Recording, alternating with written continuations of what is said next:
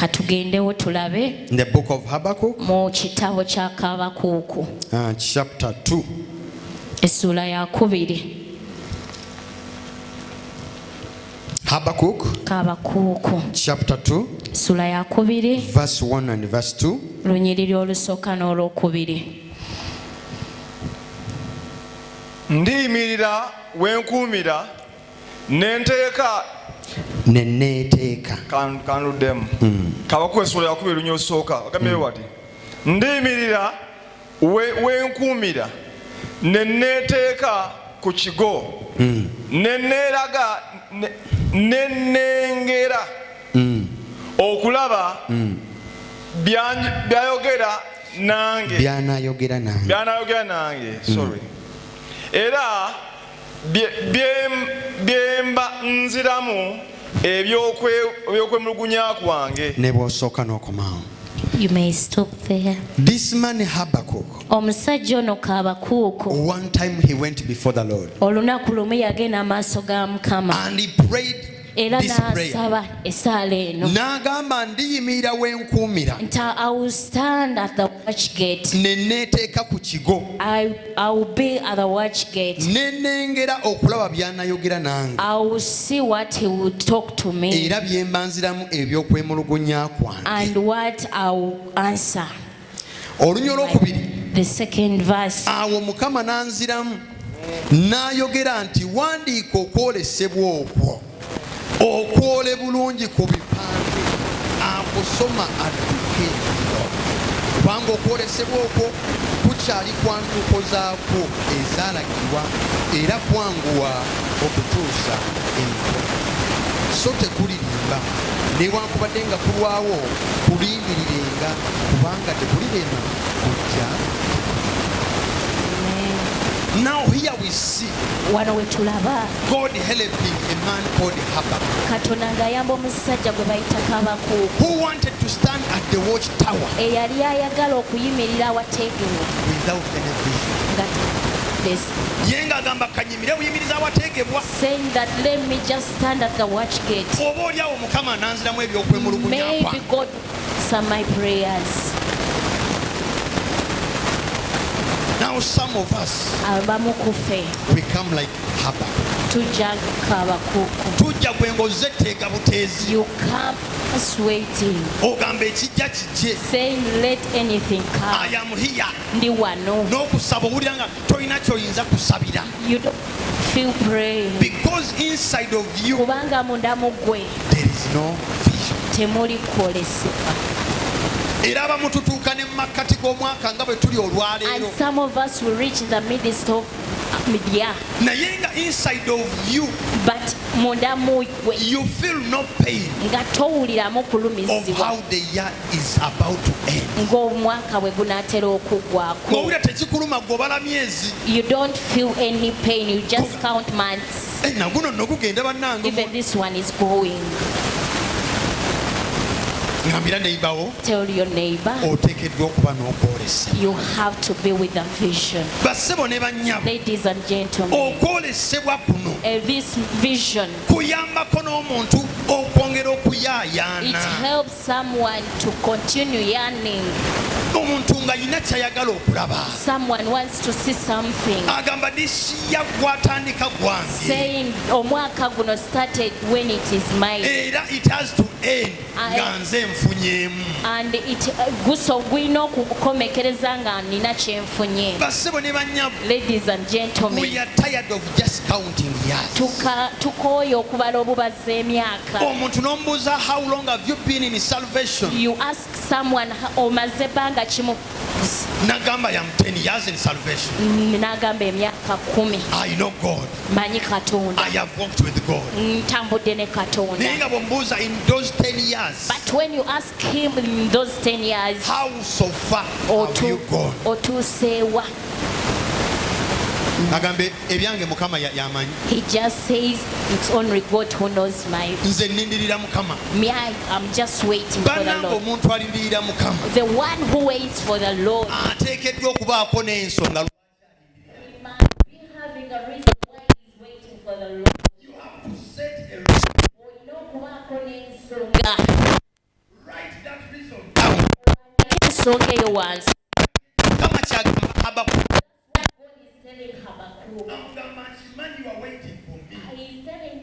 I know that you're onindiriza. Just write that vision. But wandika buwandiisi okwolesebwa. Ensonga eyo lwaki onindirira. Write that reason why you are waiting for me. Era juzi wano nali mu overnight wano. Last time I was in the overnight here. Nengamba abakkiriza. I told the fellows. Nembagamba the reason why even we have no interest in praying. Ensonga lwaki tetulina kuyayaana mu kusaba. Toyina nsonga lwaki walisabye. You don't have any reason why you would pray. Toyina nsonga lwaki walyetaaze Katonda. You don't have any reason why you would love God. Is because we have no visions Kubanga tetulina kwolesebwa written down. Okuwandiikiddwa wansi. Twali wali ku 31st. We were there at 31st. Pastor n'agamba abantu buli omu aleeta ekitabo ky'okolesebwako. Pastor told us to bring our vision books. Among the thousands of people who are here, Mu bantu 10,000 abaali wano, they were like 10 books. waliwo ebitabo 10. Just imagine. Kale n'ofumiitiriza. Just 10 books or 12. Ebitabo 10 oba 12. Era nabikwata bwendi. I handled them like this. Nengamba muzeyi ne mugamba And bano be bantu abalina okwolesebwa okwa 2024. And I told Mzee, are these the people with vision for 2024? Mukama yebazi. Praise the Lord. Katonda n'ayamba Habakkuk. God helped Habakkuk. N'amugamba He told him, wandiika okwolesebwa okwo write down that vision ku bipande. unto the book, Ogenda okweteeka awateegerwa. so that you may be at the watch gate. Ogenda okugenda mu ssaala You go into prayer. nga you have a reason Nga olina ensonga why you need God. lwaki weetaaga Katonda. Ngambira neighbor wo olina okuba n'ensonga You must have the reason lwaki walyetaaze Katonda. why you would have needed God. Mukama yebazi. Praise the Lord. Bameka ng'olina ensonga lwaki walyetaaze Katonda. How many of you have a reason why you love God? Lumu nagendawo ku lusozi One day I went to Prayer Mountain. ne ninaana omuntu ng'ali mu kasaka. I was near someone inside a bush. N'asaba essaala ekiro kyonna. He prayed the whole night. N'asaba Mukama He nkwetaaga. prayed, Lord, I need Mukama you. nkwetaaga. Lord, I need you. Ne bwe bwakya ku makya But in the morning, Mukama njagala ssente. Lord, I need money. Bwe bwakya enkya ku makya When it comes morning, ne nnyingira mu kasaka. I went into that small bush. Ne mugamba I have a question for you. I told him, Anina ekibuuzo gy'oli. Obadde osaba ssente. You've been asking money. Ne mubuuza kati watya Then I asked him, what if ng'essaawa eno Mukama akuwadde biliyoni namba. this very moment God gives you 1 billion? What can you do? Osobola kukola ki? N'agamba nze nakatudde. She said, me Mukama nakatudde. nampa ku biliyoni namba. If God gives me 1 billion, Nsooka ne ngenda mu factory y'ebindaazi. I go to the factory of it. Ne nsooka nsuubula donut. I bring Ne ngenda it. mu ya soda. I go to Ne soda. nfuna soda. I get sodas from there. Ne ngamba now you here. Then I said, wulira, Someone who has spent a whole night omuntu amaze ekiro kiramba praying to God, ng'asaba Katonda, inquiring God ng'asaba to Katonda visit her. okumukyalira. Wulira ebirowoozo by'ayina. Here, Bassebo ne bannyabo, that is the problem we have in ladies church. and gentlemen, obwo bwe buzibu bwe tulina mu kanisa. We have a lot of believers Tulina abakkiriza bangi who do not have visions. abatalina kwolesebwa, They don't care what happens. tebafaayo kiki ekituukawo. If the year ends, they celebrate. Omwaka bwe gugwako nga If the bajaguza, year begins, they celebrate. omwaka bwe gutandika nga bajaguza, But they have no pain. naye munda mu bo tebalina kulumi. Whether the year ends anyhow, Oba omwaka gugwako gutya, it is up to God. Ekyo kiri eri Katonda. Era ye ne bw'abajja mu kusaba. And even if he's coming unto prayer, Abeeranga agamba Mukama nti kankuyambe eddakiika 2. it's like helping God. Let me help you for 2 minutes. Bwe ziggwako nga nze After 2 minutes, I just depart. Mukama yeebaze. Praise the Lord. Ask your neighbor, do you have a vision? Buuza muliraanwa wo olina okwolesebwa. Abamu kati banyiize n'okunyiiga. Some of you are annoyed.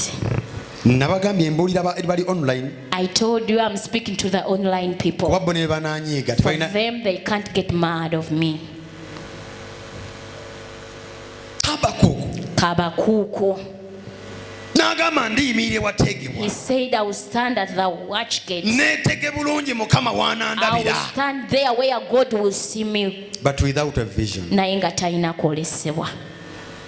Without a prayer point. Nga talina na kyakusabira. Azze buzza agamba nze ekinaabaawo kye kinaabaawo. He's saying whatever comes, it will come. Katonda n'ajja n'amuyamba. Then God came and helped him. N'amugamba before you stand at the watch He tower. told him nga tonayimirira awo awategebwa. First have a vision. Beera n'okwolesebwa. Written somewhere. Nga kuwandiikiddwa awantu wonna. Ate okwolesebwa okwo. And that vision, Fuba nnyo okulaba make sure nti buli akulaba that whoever sees it, adduka mbiro. he just ran away.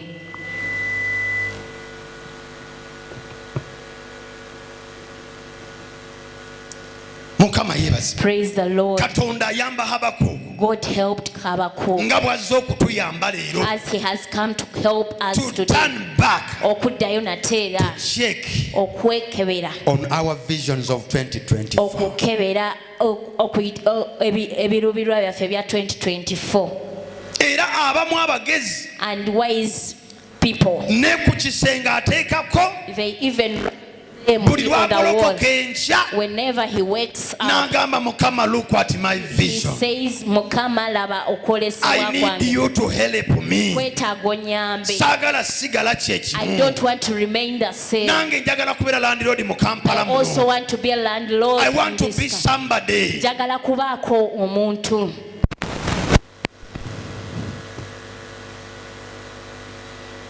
Mukama yeebaze. Praise the Lord. A vision. Okwolesebwa.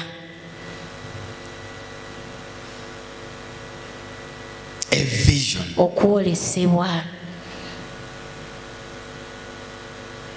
What vision do you have? Kwolesebwa ki kw'olina? How far have you gone with that vision? Otuuseewa n'okwolesebwa okwo. Katonda agamba Habakuuku God is telling Habakkuk, teeka okwolesebwa ku bipande. put your vision on the tablet. Put your dream Teeka on a paper. ebirooto by'oku mpapula. Ekirooto kiggyeeyo. Bring out the dream. Put it somewhere written. Kiwandiike wonna. And you go and wait at the watchtower. Era ogenda olindirire awateegerwa. Nze bwe nali ngenda okuwasa, Me, as I was going to get married, I never had money. sayina sente, Naye nawandiika what I want. but I wrote what I wanted, The budget nga bwe tuziwandiika proposed budget. as we usually do. Olaba n'abaana b'abantu tubawandiikira proposed budget. We write the proposed budget N'owandiika to what usual you want people. to see at your wedding.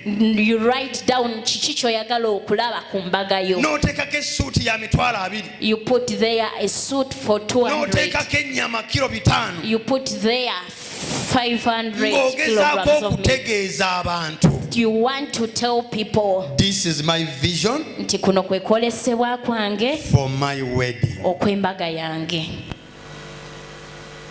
Tukitegedde ab'emikwano. Do we understand? Kati bwe tutyo bwe tuteekeddwa n'ogenda mu maaso ga Mukama That's how we are supposed to go before the Lord. with a proposed vision. N'okwolesebwa Bwe kwaffe. binaatuukirira, it is not about you. Or if they are fulfilled, tekiri Just kugwe. go and wait the watchtower with your written vision. Genda olindirire ku awateegebwa n'ekiwandiiko ekyo.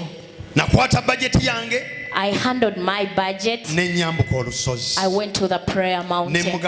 This is my vision. I told God, Lord, this is my vision. I am going to marry. Ngenda kuwasa. Before even giving it to the people, I took my vision to the prayer mountain. But this is my vision. I told God, kuno kwekolesebwa kwange. It was in 3.5. I was like, God, at least do this. But as I was still there, moving around, handling my budget of 3.5, I had someone in the bush. He had a project for 40 million, 400 million. Before the Lord, crying, this is my proposed budget. God, Lord, this is my proposed for budget. The project I am about to begin. Then I was like, God can afford the 400 million. Katonda solo millions zino. I stopped there. I came back and I told God I had written 3.5 M budget. But now I'm coming back in a new term. You can afford even more than 3 million.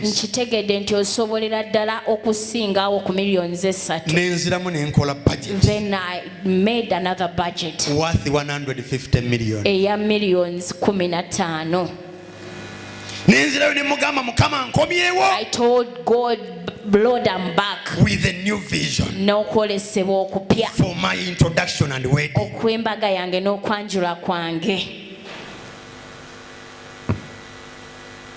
Tell your neighbor vision. It may be a dream.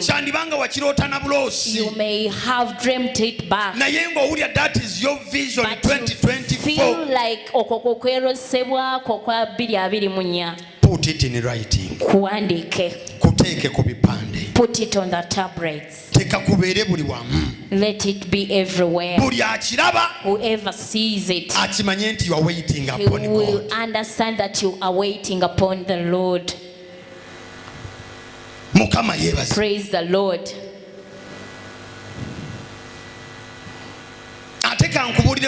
Let me tell you something. If your dream, if your vision, if it cannot scare you, then that is too small. If your dream, it can't scare you, it is a very small dream.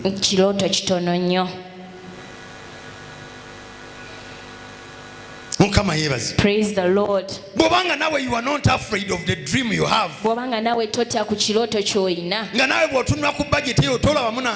If you look at that budget, you don't feel scared. Then it is a small dream. Tell your neighbor, you have to be with a vision.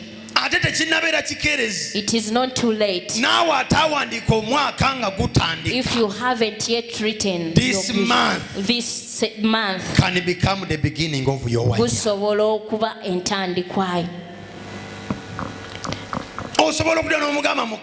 You may tell him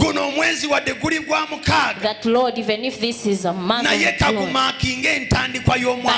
let it mark the beginning of my year. And this is my prayer request. This is my vision.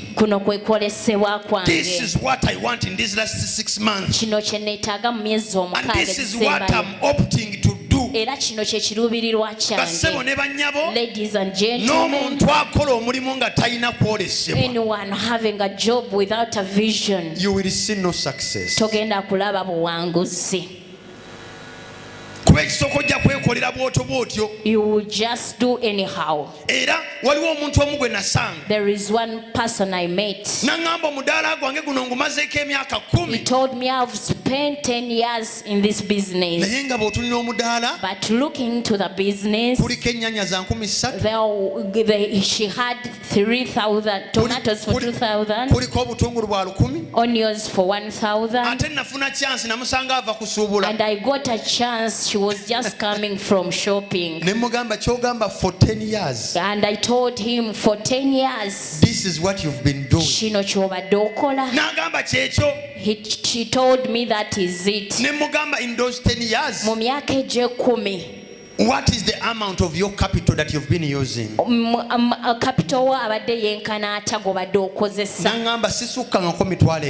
I've never gone beyond 50. But for 10 years, it's there on that small business. You started this business with what vision? I asked her, watandika business eno nokolesebwa ki? She just said, me, I just started the business. I was fed up with sitting at home. I decided to begin a stall. Nentandika okukola. Nentandika omudaala.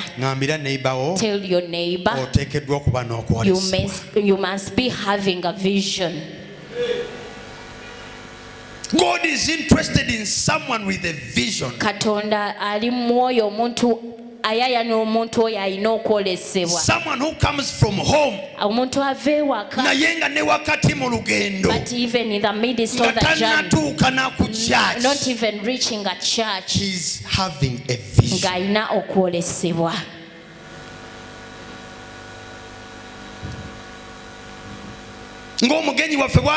As our visitors say, I'm here to see God. That ndi wano okulaba Katonda. That is what I came for. Ekyo kye nazze okulaba. That is a vision. Okukolesebwa. One day, Jesus asked people, when you went to John, why did you went there? What was your vision when you are going to see John the Baptist? What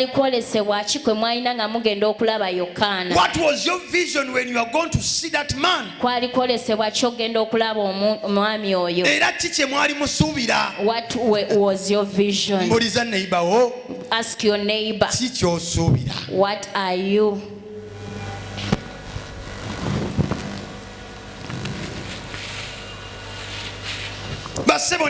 Ladies and gentlemen, that makes us hold before the Lord. Visions we have.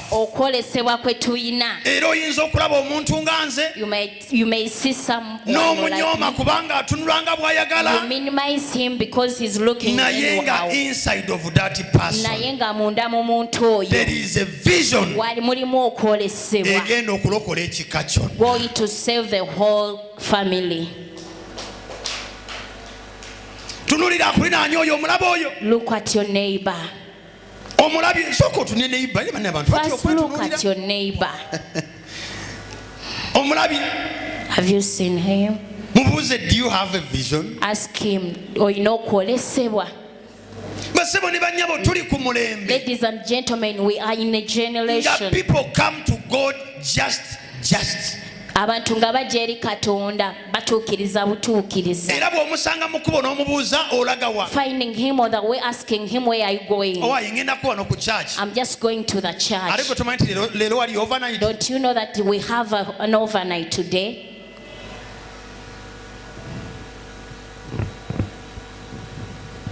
You must have a vision. Tell your neighbor, kubeera n'okwolesebwa.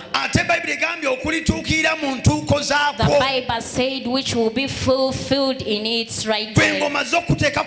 After putting it on tablets, go and wait at the watchtower. Genda olindirire awategerwa. Go and wait upon God. Genda olindirire Katonda. Me, I remember when I'm going to marry. I reached unto my pastor. This is my vision. I told him this, kuno kwekolesebwa kwange. I'm going to marry on 16th December 2017. My pastor accepted. We moved for some time with preparations.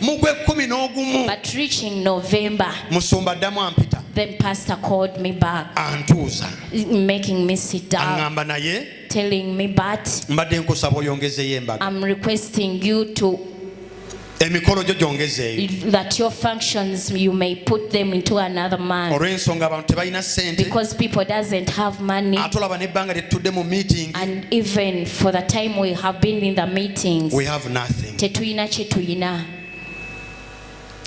Pastor, I told my pastor, let me go and think about it.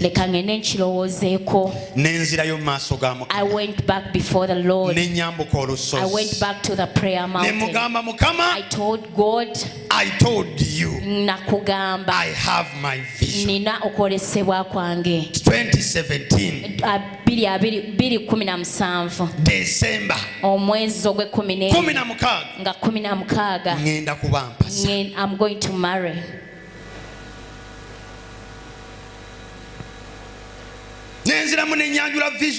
I introduced my vision unto him. I am not intending it to change anything. I told God, God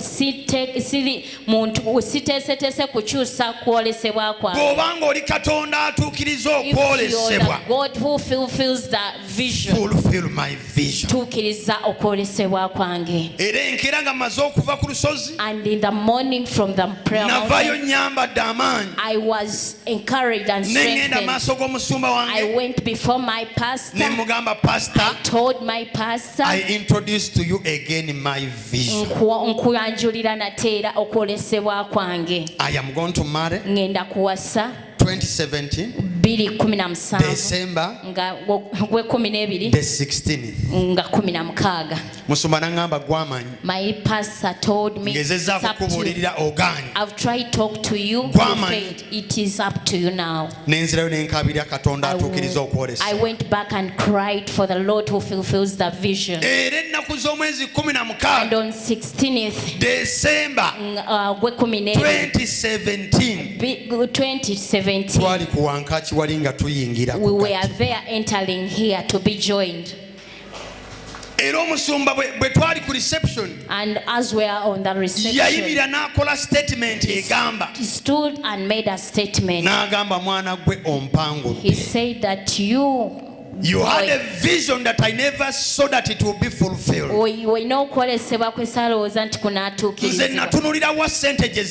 I looked at where the money will come from. I never looked at your vision. Ladies and gentlemen, may not understand your vision, may not understand where the resources come from. The Lord who fulfills the vision, just put it in writing. Believe God. You sing it. Move praying for it. Whenever you get a chance to enter in the house of God, pray for your vision. Pray for your vision. Tell your neighbor,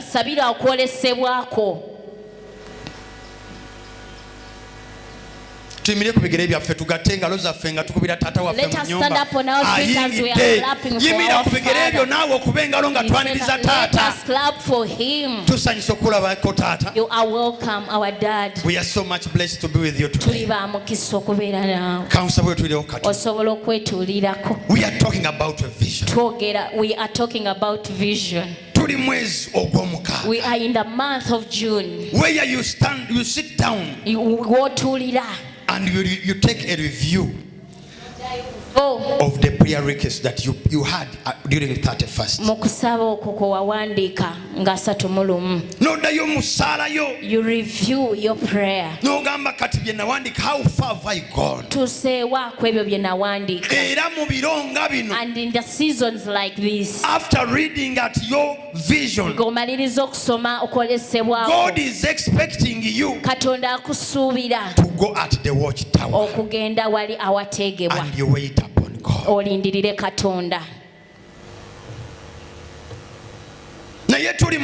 But we are in generation. You can ask someone where we are. You ask him. Do you remember the things that you wrote down at the beginning of the year?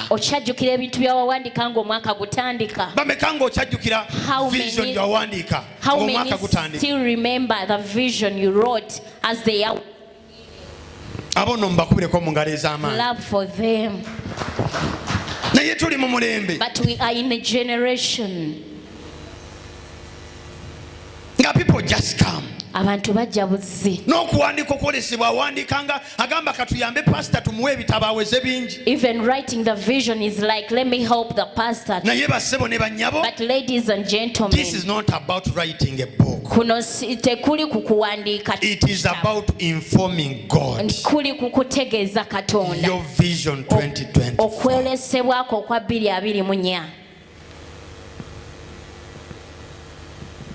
A vision. And this morning we are going to pray. We inform him whatever we wrote. We tell him, Lord, we are back. We are here to take a review of the visions we wrote as we are beginning the year.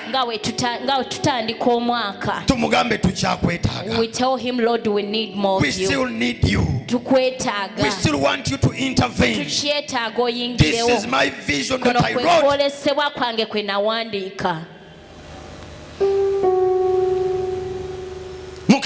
Praise the Lord.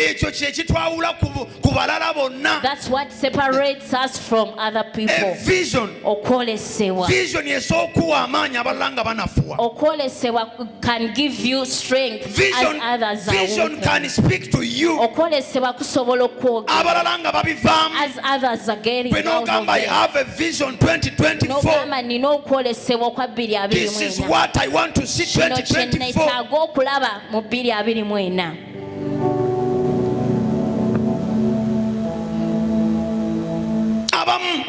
Some people, we even come in awkward hours. No jam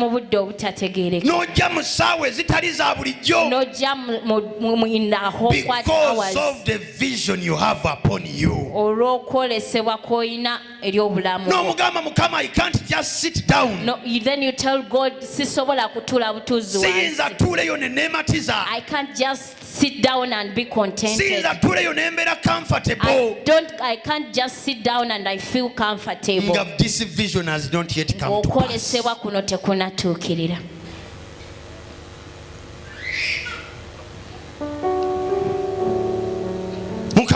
Praise the Lord. Tell your neighbor,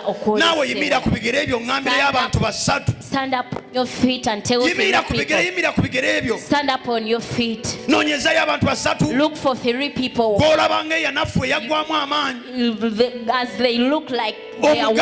We are talking about a vision. Tell him that we are talking about a vision. Don't sit, remain standing. We are talking about a vision. We are talking about vision. Then God told Habakkuk, don't just stand there. Just write your vision. Just write your vision. Just sell 3 people. You must have a vision. Just have one person. Pray for me. I'm praying for you in this 6 months. That God may fulfill whoever's been not having a dream, that God may raise a dream. Pray for that man. That in these katonda agolokose ekirooto ku bulamu bwo. A dream in you. Abantu nga tebasabira bannaabwe banne kiki as you're not praying for your ngambye kwatayo omuntu ku kibegabega omugambe nkusabira ng'omuweereza wa Mukama. I'm praying for you as a servant of God. In these 6 months remaining, katonda agolokose ekirooto ku bulamu bwo. may God raise a ekyo kye dream. watandika ng'asaaga The one you started. ky'obadde ogamba abantu nga tebakitegeera Amen. ky'obadde oyogera nga kiringa ekitaalabike nkusabira gino emyezi egisigaddeyo. May God rise up that dream. Katonda agolokose ekirooto ekyo. Katonda agolokose okwolesebwa okwo. Katonda agolokose nti wali osabira ng'ennaku z'omwezi 3 nga tutandika omwaka. Katonda agolokose ekirooto ekyo. Sabira omuntu oyo, musabire Saala, mugambe nkusabira enkya y'olwaleero. Katonda agolokose okwolesebwa okwo. Katonda agolokose ekirooto ekyo.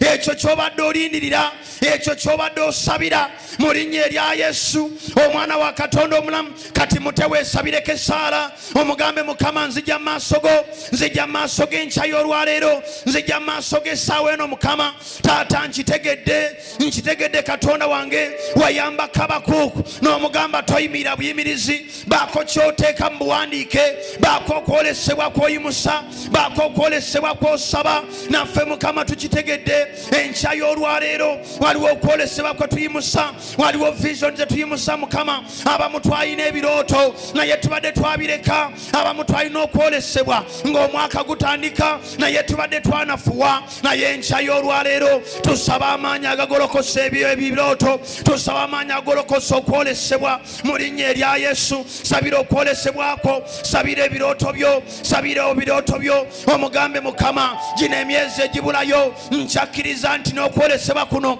kukyayinza otuukirira mu linnya erya Yesu. Sabira ekirooto ekyo, sabira okwolesebwa okwo, sabira essaa mu linnya erya Yesu omwana wa Katonda omulamu. Katonda akwambaza amaanyi amapya agaddamu okugoberera ekirooto ekyo. Katonda akwambaza ekisa ekipya ekiddamu okugoberera ekirooto ekyo mu linnya erya Yesu omwana wa Katonda omulamu. Abamu omwaka gwali gutandika twawandiika ne tugamba Mukama njagala gwe otuuka ogw'omukaaga nga nange nyinako amawanga gentambudde, naye Mukama tukomawo gy'oli. Bwe Katonda atuukiriza ebirooto, Katonda atuukiriza okwolesebwa.